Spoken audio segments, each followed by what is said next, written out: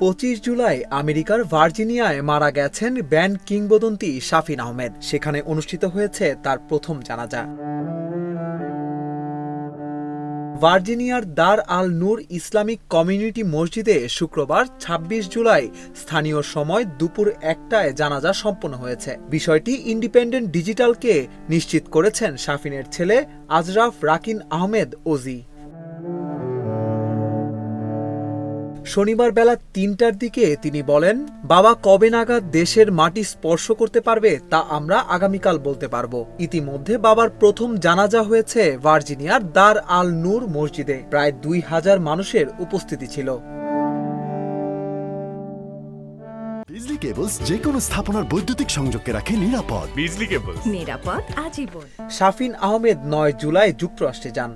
সেখানে একটি কনসার্টে অংশ নেন তিনি। ভার্জিনিয়ায় গত ২০ জুলাইয়ে আরেকটি কনসার্টে অংশ নেওয়ার আগেই অসুস্থ হয়ে পড়েন। ২৫ জুলাই বাংলাদেশ সময় ভোরে না ফেরার দেশে পাড়ি জমান এই কিংবদন্তি ব্যান্ড তারকা। এদিকে শাফিনের মরদেহ দেশে আনতে যুক্তরাষ্ট্রে গিয়েছেন তার ভাই হামিন আহমেদ। বনানীতে বাবার সুরকার কমল দাশগুপ্তের কবরে তাকে সমাহিত করা হবে বলে জানিয়েছেন শাফিনের ছেলে আজরাফ ওজি।